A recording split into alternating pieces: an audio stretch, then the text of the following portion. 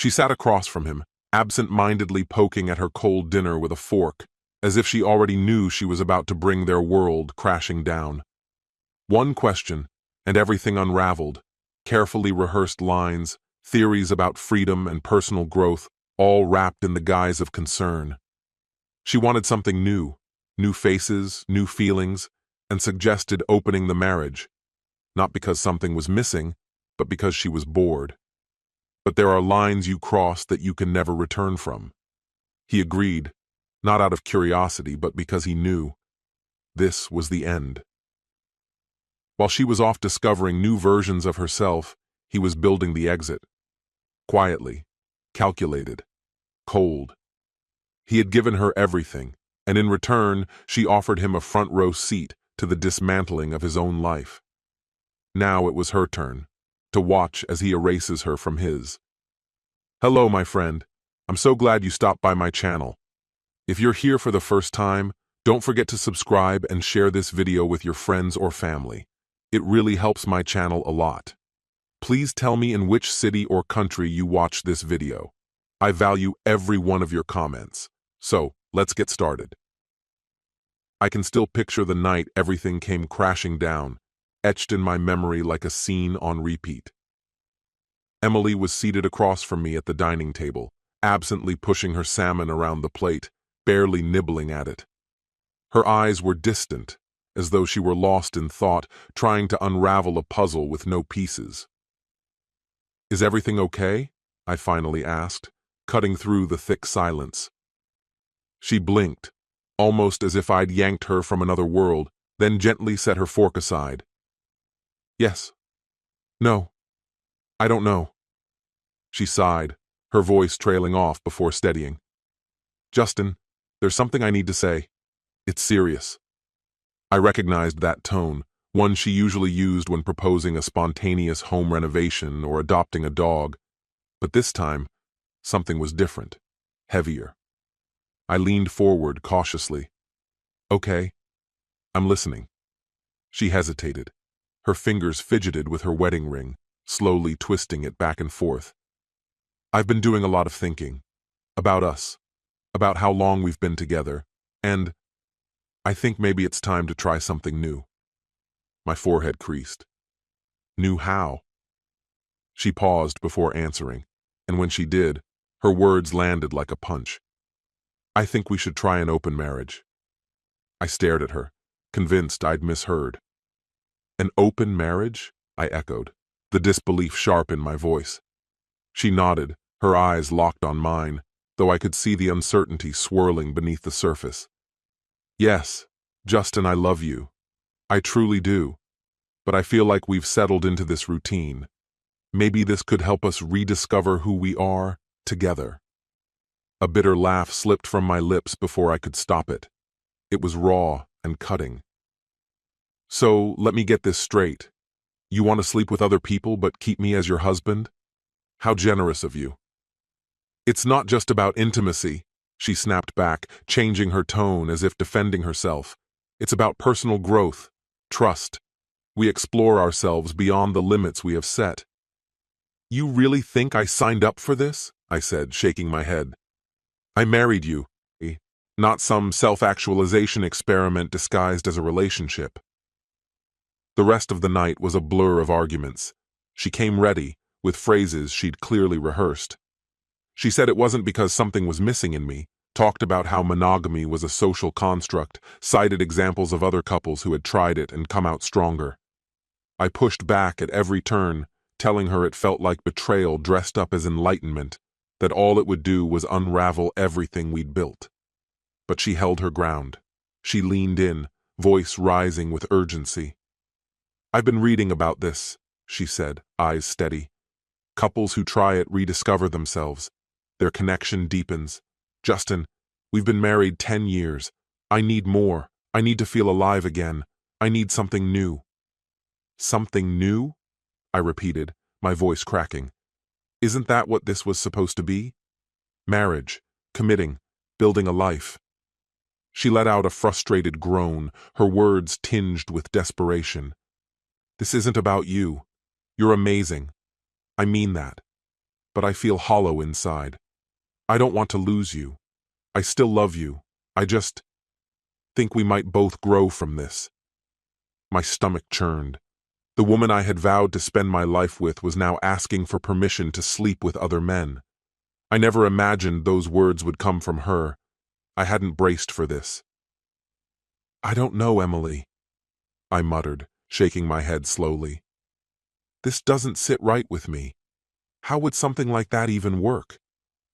She reached across the table, her hand brushing mine, gentle, almost pleading.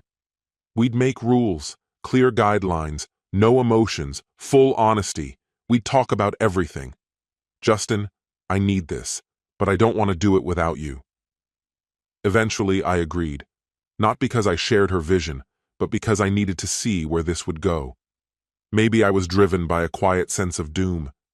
Maybe I wanted to witness the wreckage firsthand. Even as I spoke the words she wanted to hear, my mind was already elsewhere, skimming ahead to the end of the story. If she was opening our marriage to others, then I was closing the chapter on us. That thought hit cold and deep, like ice splintering in my chest. I didn't say anything then, but I'd already made my decision. The very next morning, I began laying the foundation. While she went about her usual morning routine, I was online researching asset protection. I contacted 2 financial advisors. I booked a consultation with a divorce attorney. I laid everything bare: her proposal, my gut instinct, my exit strategy. As far as I was concerned, our marriage was already over. She just hadn't realized it yet. But I knew better than to show my hand before I was ready. Until everything was arranged, until the legal safeguards were in place and my future was secure, I decided to play along with her little social experiment. I wouldn't give her the satisfaction of seeing me flinch. The days that followed felt surreal, like I was trapped in someone else's life. But behind every smile, every casual nod, I was quietly orchestrating the end. Emily didn't waste a second stepping into her newfound freedom. It was as if a switch had been flipped. Overnight, her style transformed. Her clothes hugged her curves with more intent. Her heels struck the floor with sharper purpose, and the perfume she wore was no scent I recognized. And then, as if scripted, she began dating other people. That was when the shift began, for both of us. It started one calm Saturday morning when Avery, her closest friend, came by for a casual cup of coffee. Avery had been a fixture in our lives for years, quick with a joke, magnetic in a way that balanced Emily's reserved, poised demeanor. She had that rare quality that drew people in without trying. As we sat chatting in the living room, Emily excused herself to take a phone call, leaving Avery and me alone. That's when I noticed something I hadn't before. Her expression wasn't laced with the sympathy I'd gotten used to from others. No, it was more nuanced, something softer, maybe even affectionate. And if I was honest, there was a glimmer of flirtation in her eyes. I'd seen traces of it before, a joke that lingered too long, a glance that seemed to hold weight, a smile that felt like an invitation. I used to shrug it off. She was Emily's friend, I was a husband. Back then, there were lines I refused to blur. Even the thought of entertaining those feelings felt like a betrayal. But those rules had been rewritten the moment Emily brought up the idea of an open relationship. The walls that once defined our marriage had collapsed. And for the first time, I didn't look away. I held Avery's gaze. "She's really going all in on this open marriage thing, isn't she?" Avery murmured, her tone deliberate and low. I glanced over, curious. "Why do you say that?" She lifted one shoulder in a casual shrug. "Just the way she acts around you, like you're barely there. It doesn't sit right with me." Her words hit harder than I expected. Over the days that followed, Avery and I started talking more. At first it was innocent, brief texts, playful back and forth, but it didn't stay surface level for long. She became the person I turned to, the one who reminded me I was still seen. One evening we decided to meet at a bar, just us. We didn't need pretense anymore. The conversation flowed easily, familiar and light, but with a thread of tension running just beneath. That night, something changed. The undercurrent we'd both ignored before rose to the surface. She gave me a look I'd seen many times, teasing, confident, but now it carried more weight. "Justin," she said softly, leaning in, "want to come back with me?" I didn't hesitate. "Yeah," I answered, the word coming out before I even had time to think. The drive to her place was quiet, heavy with anticipation. We didn't need to speak. We both knew exactly what this was. By the time we stepped through her front door, the air between us was electric. She reached for me and kissed me, slow, assured. When she pulled back, her breathing was uneven, her eyes bright with emotion. "I've wanted this for so long," she whispered. "I always liked you, Justin. But you were married. I never thought this would actually happen. Still, I'm glad it did." There was no turning back after that. We moved toward her bedroom with a sense of clarity I hadn't felt in years. Everything else faded. In the days that followed, Emily dove headfirst into the life she claimed to have wanted. She started coming home later, more dressed up, exuding a kind of restless confidence, as if she was trying to make up for lost time. I, on the other hand, stayed still, steady. I let her set the tone, but I already knew the equilibrium had shifted beyond repair.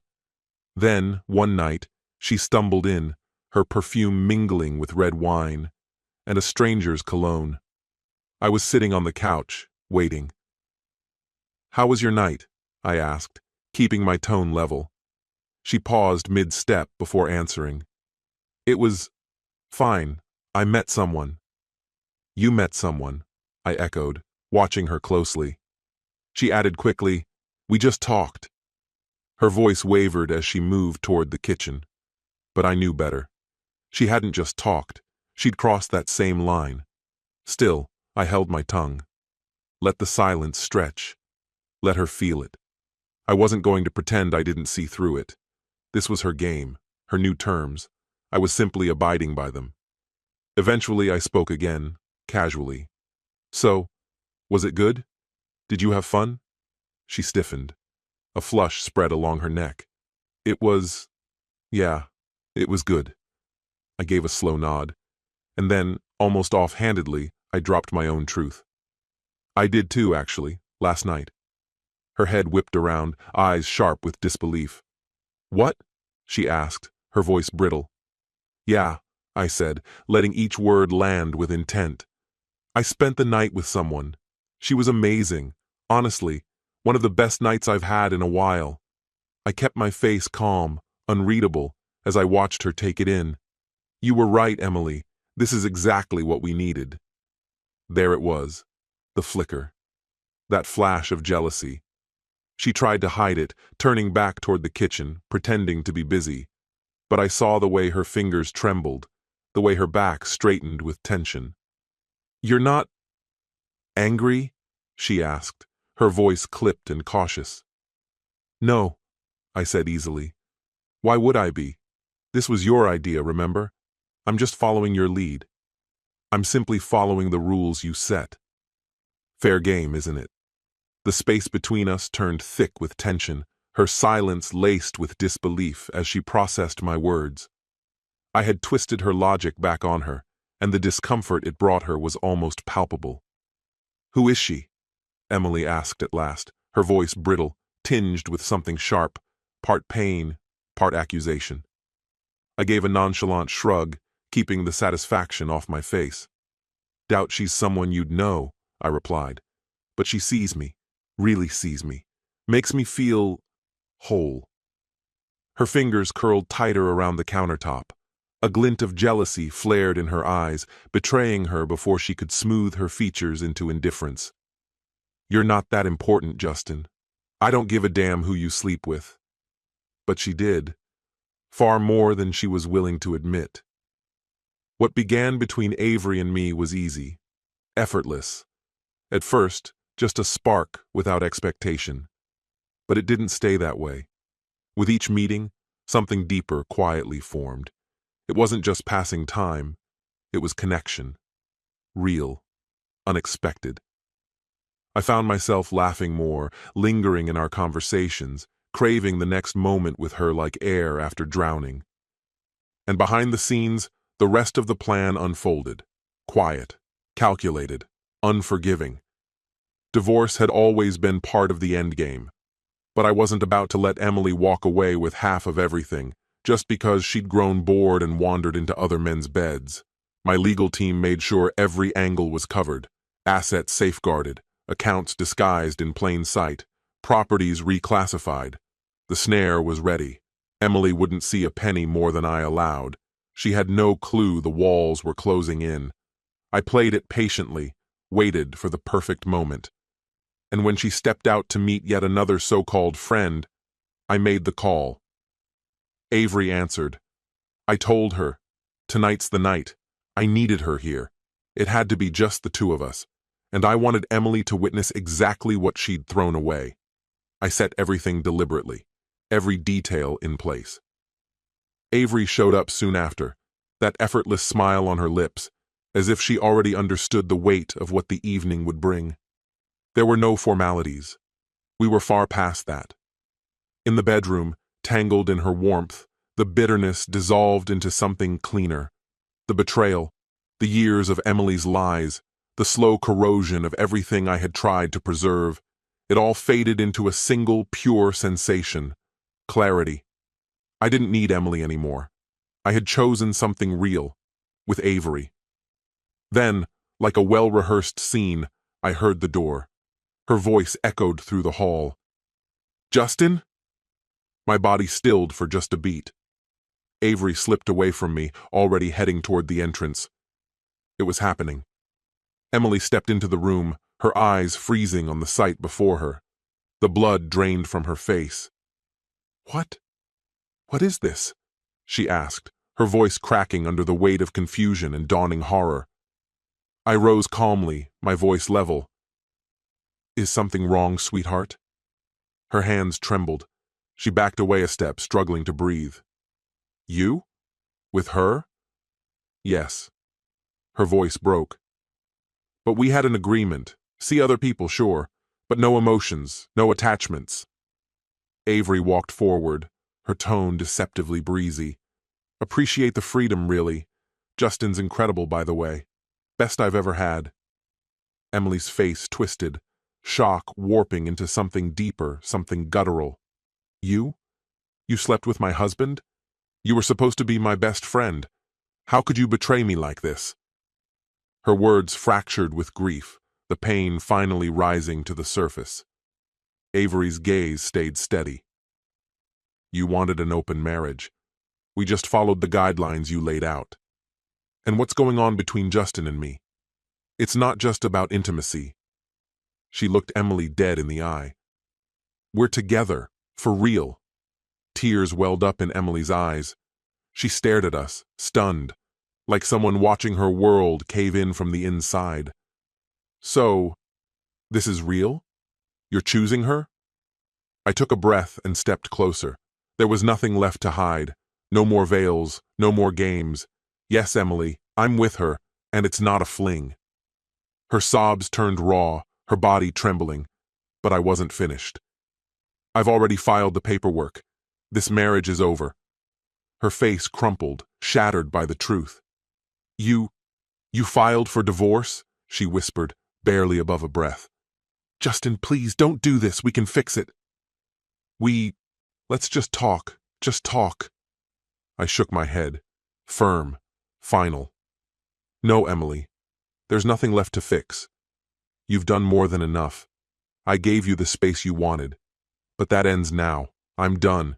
Done with this, and done with you. Her body gave out beneath the weight of it all, collapsing to the floor as her hands covered her face and sobs tore through her. I never meant to hurt you, she murmured through the tears. There was a time when I believed in second chances, when I thought we could rebuild, find some version of happiness again. All she ever really wanted was to feel something real. I looked down at her, my face unreadable. Is that what this was about? just chasing some sense of being alive. You never once stopped to think about what this would do to me, Emily, what it would do to us. But now, I'm finally thinking about what I need, and this is it. The silence that followed said more than any argument ever could. Emily wept quietly on the floor. Behind me, Avery stood in stillness, her presence firm, her resolve unshaken. There was no comfort left for Emily. Not from me, not from anyone in that room. She had lost everything. When the divorce was finalized, she walked away empty-handed. No payout, no property, nothing from the life we had built together. She stepped out of that house one final time, and I never saw her again. Soon after, I put the house up for sale, not just to move on from the structure, but to bury the remnants of everything it symbolized. The broken promises, the deception, the pain. I needed space, a clean break from all of it. Avery and I packed up and started over in a new city, ready to begin a life untouched by what came before. In that new place, I began to rebuild, not a copy of the past, but something real, something earned. With the shadows behind me and Avery beside me, I could finally move forward. This story has come to an end. What's your opinion? Share it in the comments, my friend. And if you like this story, check out other exciting videos on my channel. I'll say goodbye until the next video. See you. She thought she had everything under control. He believed there was still something left to save. But one Friday night didn't end the way it used to, and everything began to unravel. The subtle cracks, the fleeting glances, the words left unsaid, they weren't just coincidences. Sometimes things don't need to be shouted to fall apart. Silence is enough. One gesture, one sentence, one late night, and you're no longer the same person. Everything that once felt solid suddenly turns fragile. And when the truth finally surfaces, only one question remains. What do you do when everything is lost, but the pain is still alive? During that period of my life, I was already married. Both of us were in our mid-20s, finding our way through the typical highs and lows of early adulthood.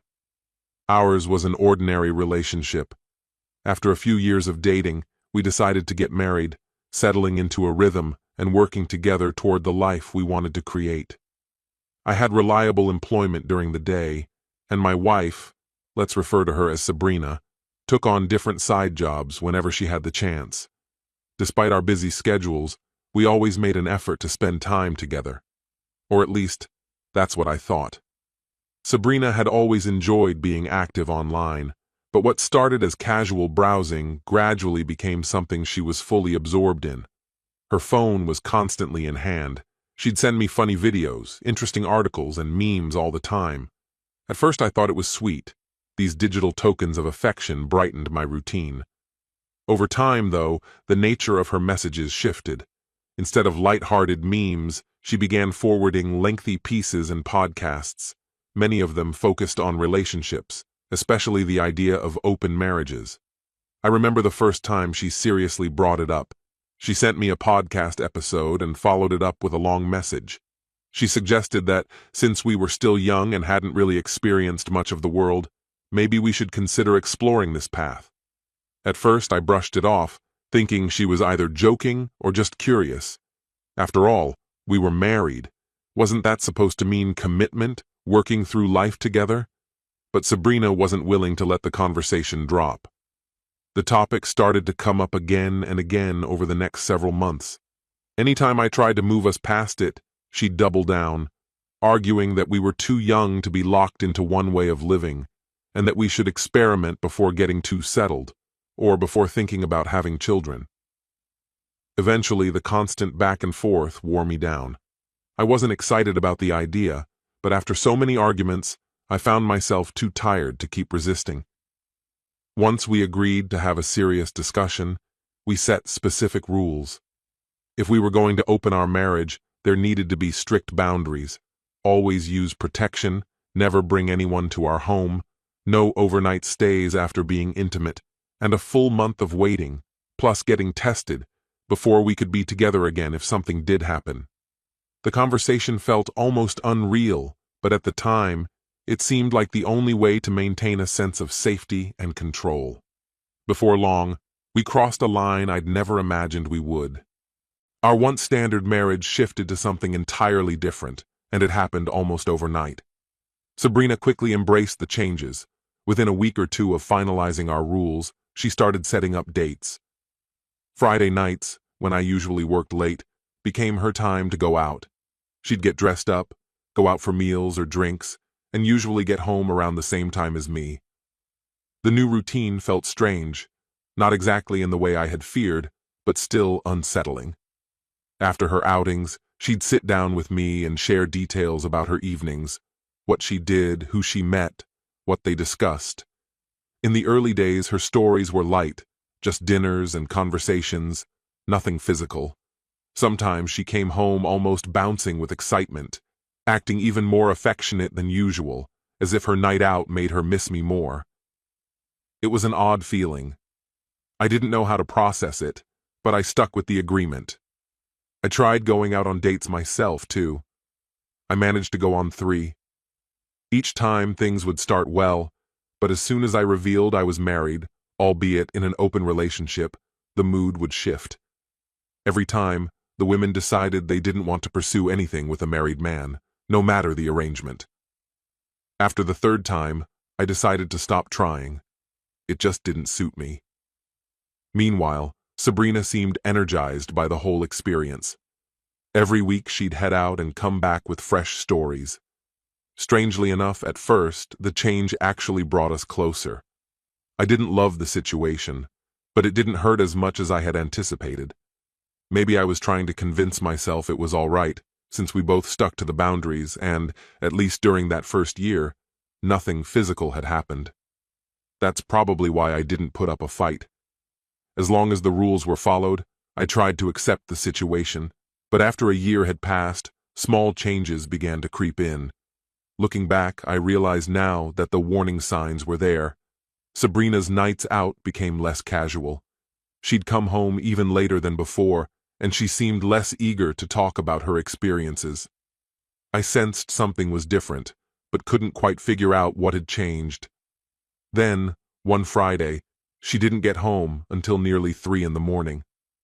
I was already in bed when she finally walked in, laughing about how tired she was and joking about feeling sore.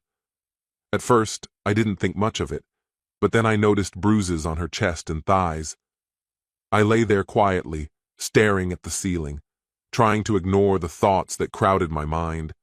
A few days later, when she tried to initiate intimacy, I remembered our agreement: no contact for 30 days after being with someone else. I reminded her, but she acted like I was overreacting. Still, I held my ground.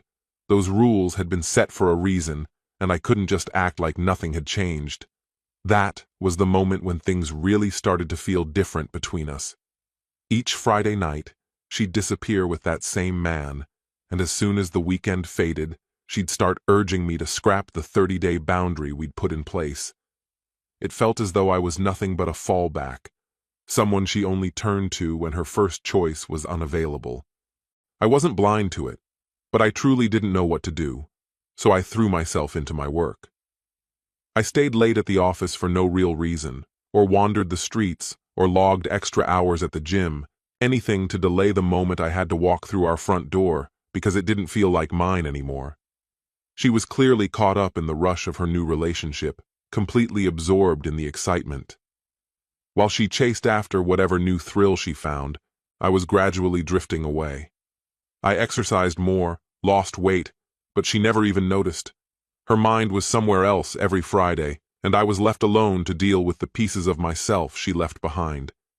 Everything shifted on the night of our 4th anniversary. I remember that day perfectly. I'd taken a day off work, cleaned up our place, and cooked dinner, hoping to spark some memory of how we'd started. She came home around 4 in the afternoon, and for a moment, I wondered if she remembered the significance of the day. I thought maybe she'd realize when she saw what I'd done. But she acted like nothing was different. She didn't mention a thing, walked straight past me to take a shower, got dressed, and then announced she was heading out to hear a band play at some bar. I just stood there, speechless. She had forgotten our anniversary. When I finally said something about it, she barely reacted, shrugged, told me not to wait up, and left. It was like being punched in the gut, but I stayed silent. What could I possibly say? I watched her leave as if it were any other night. I stayed up just waiting, watching the hours drag on, midnight, then 1, then 2. She still hadn't returned by 3 in the morning, so I finally sent her a message. "You broke our agreement. You didn't come home." She never answered. That was when reality hit me. She had chosen to cross the line we'd set, and it was no accident. She finally walked in, looking exhausted, close to noon the next day. I didn't want her explanations, but she started offering them anyway. She claimed she'd just closed her eyes for a second and accidentally slept through the night. I couldn't pretend to believe her, and I said as much. She started apologizing, insisting it wouldn't happen again, but I wasn't ready to talk. I was too upset, too angry. That Monday, she came to my job unexpectedly, making a scene in front of my coworkers and even my boss, crying, begging for forgiveness, pleading with me not to give up. I had to calm her down and get her out before she made things worse. I told her we could talk on Sunday, just to get her to leave. The following Saturday, after work, she tried to be affectionate again. I reminded her of the 30-day rule. That was when she finally admitted what she'd been holding back. She told me she was ready to end things with the other guy and wanted to save our marriage. She said she woke up that morning, saw my message, and realized how foolish she'd been. Apparently, he hadn't treated her well, and she'd seen his true colors. But by that point, I was past caring. She felt like a stranger to me, and the idea of being close again just felt wrong. The rules no longer mattered. I simply didn't want her anymore. After that, everything continued to unravel. Even though she insisted things were over with him, I couldn't bridge the gap that had grown between us. She tried to act like nothing had changed, but everything was different. Each day she tried to reconnect, cooking, sitting beside me, reaching for my hand, but I couldn't respond in kind. My feelings had faded. Living with her was like sharing space with a roommate instead of a partner. The last straw came a few weeks later. One evening, after a doctor's appointment, she sat down with me and announced she was pregnant. She looked genuinely excited, talking about a fresh start for us, but I couldn't match her enthusiasm. I just looked at her and said, "I hope you and he are happy together." She stared at me, shocked, as if it hadn't even crossed her mind that the child might not be mine. Days later, she finally told the other guy. His response?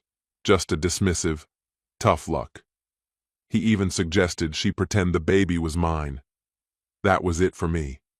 I couldn't keep pretending, so I filed for divorce soon after. After that, it was as if something snapped inside her. She started making desperate promises, offering anything she could think of to fix things, swearing that she'd cut him off, that she'd do whatever it took to make things right. But I was done. I listened to her, but emotionally, I'd already left. I wasn't angry anymore, just finished. We had to keep living together for a while because our lease still had time left, but every day played out the same way. She'd try to get close, I'd keep my distance, she'd get upset, and I'd find some excuse to leave, go for a run, or just stay out of the apartment. And as her pregnancy became more visible, my resentment only deepened. She walked around the place trying to keep up appearances while I counted down the days until I could finally move on. 3 weeks ago, she came into my room one evening with pizza, hoping to share a normal meal, and brought up the baby again. She talked about her hopes, about the possibility of us being a family, and then reached for me. That's when I snapped. I told her flatly, "I'm not interested in pregnant women. You might want to try your luck on Tinder. I'm sure you'll find someone there willing to go along with your plans." She left the room in tears, but by then her anguish didn't move me. From that night forward, everything started moving much faster. Soon after, we had our first divorce hearing. The judge mandated that we attend 6 weeks of mandatory marriage counseling before any decisions would be made final. The idea didn't appeal to me, but I decided to comply just to get things over with. Therapy felt awkward. The sessions were individual, and the whole process seemed more like a bureaucratic requirement than a genuine attempt to repair our marriage. The last straw came on my birthday. The previous week, Sabrina had suggested we celebrate the day together, but I declined. I didn't want to commemorate special occasions with her anymore, especially after our 4th anniversary, when she went out and became pregnant by a complete stranger. She kept insisting, and eventually I snapped. I told her directly that I wasn't interested in sharing those experiences with her anymore. She broke down sobbing, but I simply walked out and went to work. Before I knew it, Monday had rolled around. We were due for another counseling appointment, but she never showed. I tried calling her repeatedly. She didn't answer. I even got in touch with her friends, but still no word. In the end, I called her parents, and that's when I found out what had happened. On Sunday morning, the police had arrested her for driving under the influence. She wasn't just drunk, she was putting other people at risk. Her parents were already on their way to help her, and asked if they could stay at our place for a bit. I agreed, telling them I'd stay with a friend while they handled things. At the same time, I called my lawyer and asked to speed up the divorce process. The whole thing didn't feel real. The woman I'd married, the same person who had begged me to save our relationship just a few weeks before, was now sitting in jail because of a reckless mistake. At that point, I knew reconciliation was impossible. The divorce was finalized last Friday. The next day, I went to pack up her things and help her parents load the moving van they'd rented. She was still in jail, but they told me she'd be released the next morning. I had no plans to see her. Meeting face to face seemed pointless and would only make things harder for both of us. After dragging it out for so long, a clean break was clearly the healthiest option. And so, that's how it ended. I helped her parents finish with her belongings, said goodbye, and closed that chapter for good. After all the turmoil, arguments, dishonesty, and desperate pleas, it was finally over. And to be honest, I felt nothing but ready to move on and begin again. This story has come to an end. What's your opinion? Share it in the comments, my friend. And if you like this story, check out other exciting videos on my channel. I'll say goodbye until the next video. See you. She sat across from me, wearing a tight dress, eyes blazing with bold defiance, as if she already knew how it would all end. The night began with a simple dinner and ended in the back of an SUV, where passion became too intense to stay within the bounds of decency. It seemed like just an episode, a temporary fix in a marriage where the feelings had long gone cold, but that just once and never again quickly lost all meaning when the doors opened to reveal not just infidelity, but an entire performance capable of shattering everything you once called home. 3 pairs of men's shoes by the door, burst tires, night streets humming with fury, and a morning that began with 3 unfamiliar women in your bed. You weren't the one who broke the rules. You just witnessed how they were trampled into the floor. And now only one question remains. Among all the players in this twisted play, who's the true traitor, and who's merely collateral damage in someone else's game? Hello, my friend. I'm so glad you stopped by my channel. If you're here for the first time, don't forget to subscribe and share this video with your friends or family. It really helps my channel a lot. Please tell me in which city or country you watched this video. I value every one of your comments, so let's get started. For what seems like a lifetime, I've shared my world with my wife. Like any couple whose story stretches over the years, our relationship has been marked by both triumphs and trials. There have been disagreements, moments where we drifted apart, and times when we managed to reconnect. Nothing ever unfolded in a sensational way, but it's true that after so long together, a sense of monotony can creep in. Life often reduced itself to a string of similar days, dominated by work, bills, and a steady stream of daily obligations. There were periods when an unmistakable coolness settled over our marriage, something neither of us was eager to address directly. If I'm honest, we sometimes allowed the silence to fester instead of dealing with it head-on. But whenever it felt like we might not find our way back, we discovered an unusual solution that helped us stay afloat: opening our marriage. I realize that sounds unconventional. To be clear, this wasn't a license for chaos. We approached it with caution and rarely took that route. It served more as an emergency release valve, something we considered only when every other option had failed. The rules were specific. If we sensed that our bond had reached a breaking point, we'd grant each other permission to seek intimacy outside our marriage, but always within strictly defined boundaries. Our first rule was absolute: no involvement with anyone from our close social circle or family. That was never up for negotiation. The second rule stated that neither of us could have more than one external partner at any given time. Lastly, encounters with someone else could happen just once, never a repeat with the same person. We set these boundaries to avoid personal attachment. Our intent was to keep things strictly physical, a way to release tension, reset ourselves, and then come back together. On this occasion, I was the one who initiated things. Working in law enforcement, I suddenly had a shot at a big promotion. Along with it came relentless hours and a mountain of extra work, patrols, endless reports, and round-the-clock responsibilities. I'd come home completely depleted, with barely enough energy to string a sentence together, much less be a supportive partner. All my attention was on advancing at work, and the gap between my wife and me only grew wider. I could see things heading in the wrong direction, but I felt stuck. She reached out to me, tried to bridge the gap, but my responses were curt and distant. I was aware that I was letting her down, but I felt emotionally numb and had no idea how to change things. Eventually, our connection thinned to the point where we were just sharing a house, and we both knew what would come next. This process wasn't new to us. We'd walked this path before, and it had always helped us find our way back, at least until we could tackle the underlying problem. We arranged a quiet night together, soft music in the background, a bottle of wine opened, and revisited the boundaries we'd agreed on. This wasn't about replacing each other or filling a void. It was a short-term measure, a pause that might help us see each other anew. After calmly reviewing our agreement, we went to bed knowing that the next day would mark the beginning of another chapter in our unique arrangement. At first, nothing shifted. Neither of us rushed out to meet someone or jumped into dating apps. I was buried in work, and she was kept busy managing things at home. Still, it was only a matter of time before one of us would act on the arrangement. Within a few days, my wife found someone.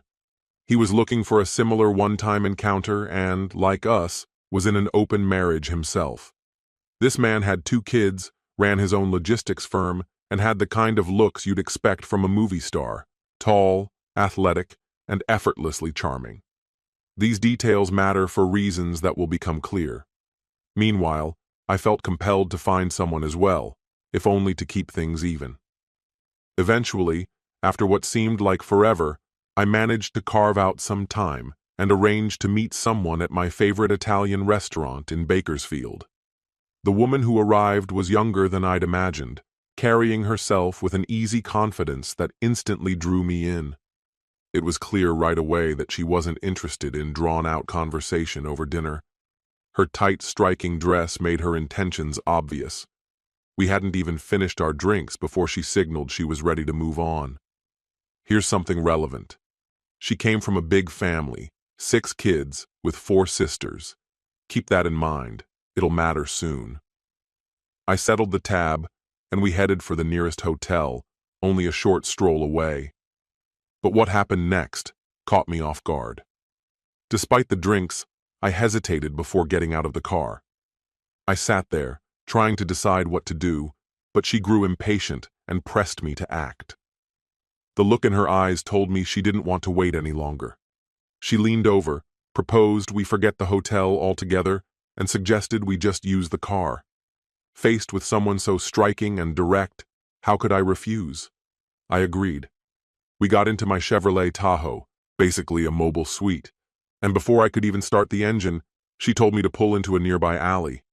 My instincts from years on the force made me wary, but I went along with it. I turned off the car and she wasted no time, immediately drawing me close and pulling at my shirt. "I can't wait anymore," she breathed. Suddenly all thoughts of the hotel vanished. Her need was unmistakable, and I was eager to respond. I helped her out of her dress, and soon the two of us were lost in the moment. The Tahoe's spaciousness meant comfort wasn't a concern. We ended up spending the entire night in that vehicle, caught up in a passion so fierce it felt as if the SUV itself was alive. It stands out as one of the most memorable nights I've ever had, perhaps even the best. When I woke up that morning, I found myself torn between feeling at peace and feeling guilty. A part of me wanted to relive the night before, but some inner warning kept me from entertaining that idea. I gently woke her and let her know I needed to head out for work. There was a trace of disappointment in her expression, though she didn't try to persuade me to stay. I gave her a ride back to her apartment, and just before she got out, she leaned over and kissed me passionately, almost as if she wished that was just the start of something between us. But I understood the reality, or at least I thought I did. I had no plans to see her again. For me, it was a one-time thing, exactly what we'd both agreed to from the start. I enjoyed myself, but I wasn't looking for anything more. As I drove away, I told myself this was the final chapter. I couldn't have been further from the truth. Days passed quietly. My wife seemed genuinely taken with the new guy she'd been seeing.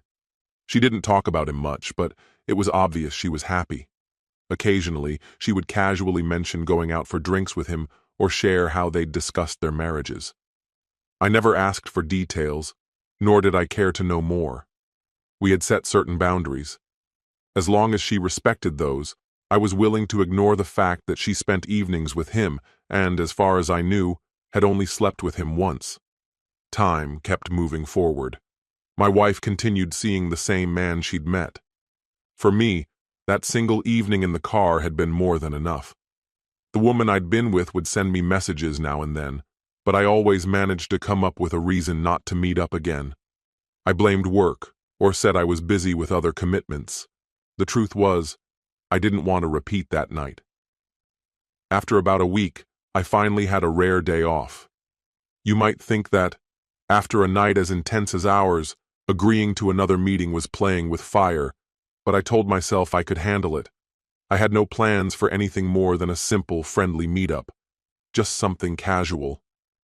I only said yes to another date because I didn't want to go searching for someone else, and honestly, I didn't want to spend my day off doing nothing while my wife was out having a good time. This time, we kept things straightforward and decided to take a walk in the nearby park. When we saw each other, I gave her a brief kiss, but it didn't go any further. We spent the afternoon strolling, sipping coffee, and chatting, but I could tell her thoughts were elsewhere. She kept dropping hints that maybe we could go for a drive again like before. I laughed it off and said I just wanted to enjoy a calm evening outside. As the sun set, we found a bench and sat quietly, watching the sky change colors. I noticed she was becoming frustrated, probably realizing our meeting would end without anything intimate happening. That's when she became more direct. She touched me in unmistakable ways, even slipping her hand beneath my shirt. There was no confusion about what she wanted. I admit, the temptation was strong. I could have gone along with it. But in that moment, I decided and told her clearly that I didn't want to repeat what had happened last time.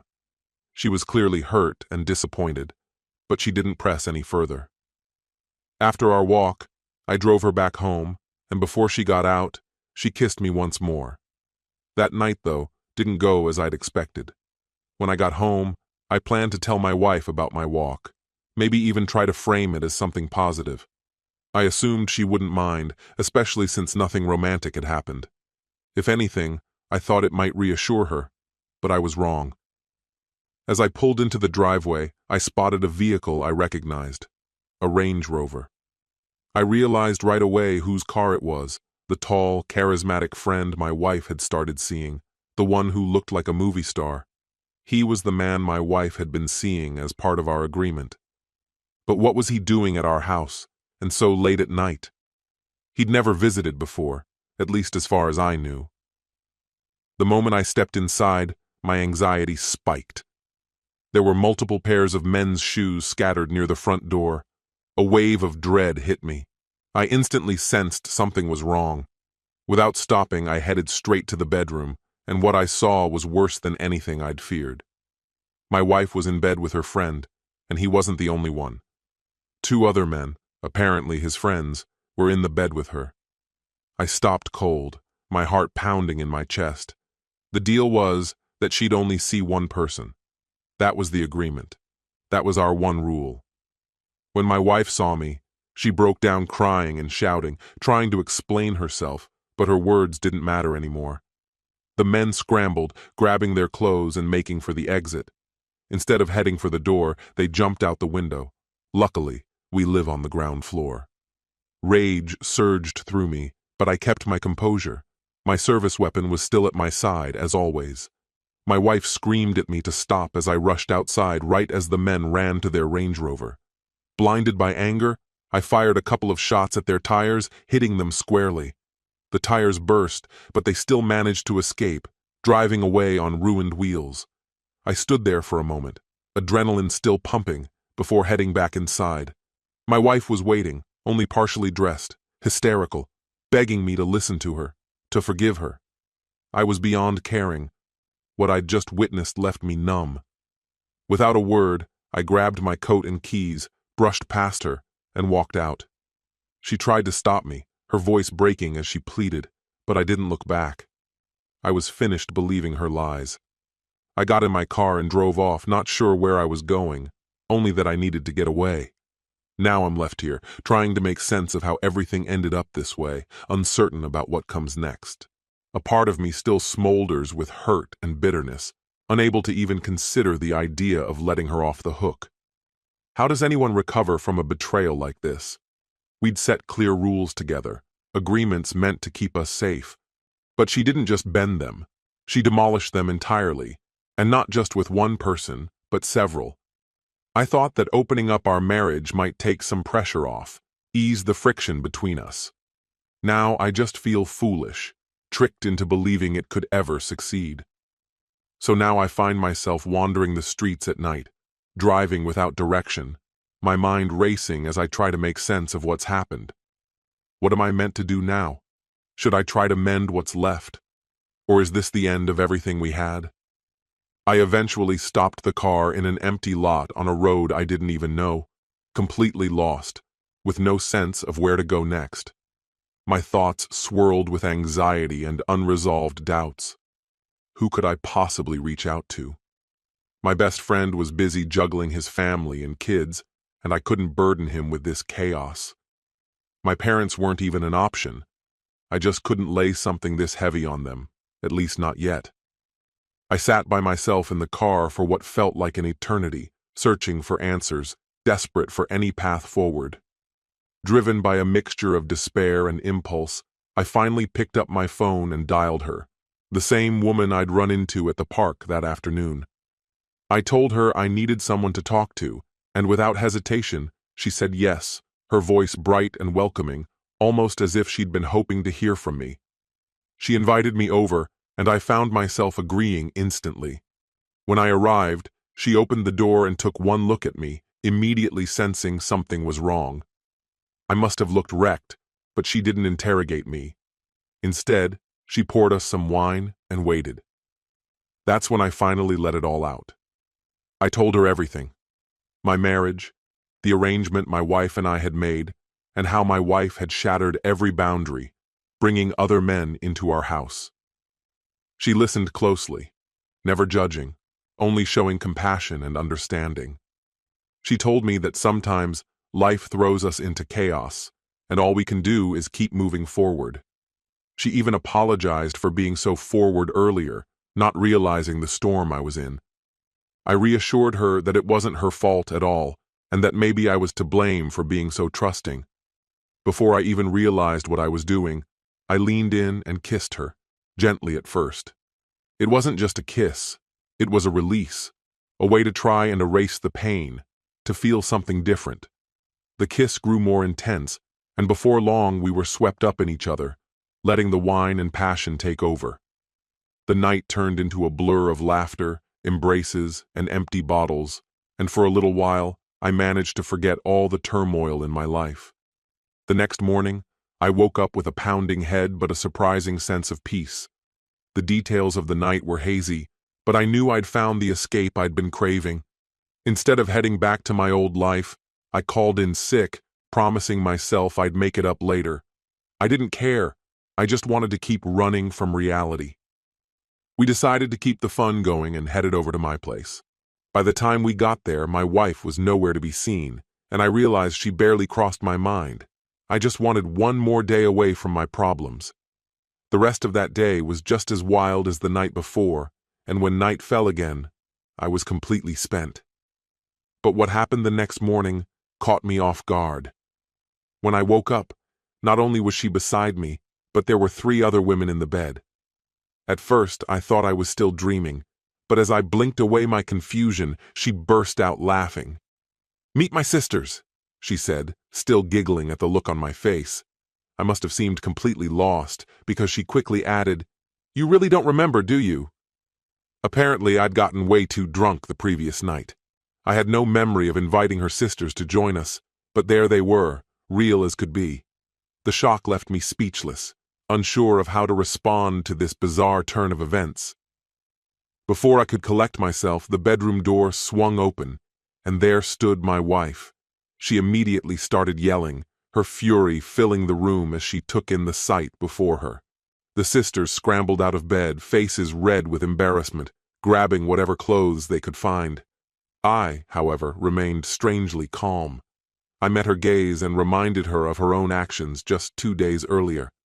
There was no need for raised voices. The situation spoke for itself. I told her it was over, that it was time for her to gather her things and leave. Her betrayal had already destroyed us. There was no repairing what she'd done. She left without a word, gathering her belongings, and her sisters followed, clearly mortified. That left just the 2 of us. I turned to my new partner, still piecing together the chaos of the previous night.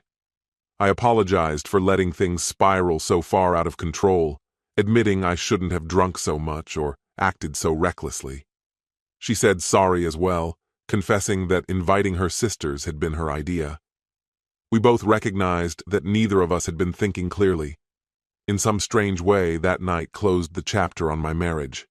Her betrayal had torn my old life apart, but somehow, through an unexpected and almost absurd twist, I'd found a kind of poetic justice, thanks to this new connection. Now, it's something we sometimes laugh about with her sisters, a surreal story from another life. It's just one of those bizarre memories life hands you. These days, I live with her, and our relationship has only gotten stronger. We've left my past behind and built something real, and I'm happier now than I ever imagined I could be. She makes me feel genuinely fulfilled, and I do my best to give her the same. I'm confident we can handle whatever life throws our way, together. It's strange how the universe works.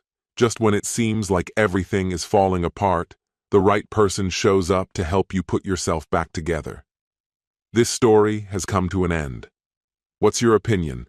Share it in the comments, my friend, and if you like this story, check out other exciting videos on my channel. I'll say goodbye until the next video. See you.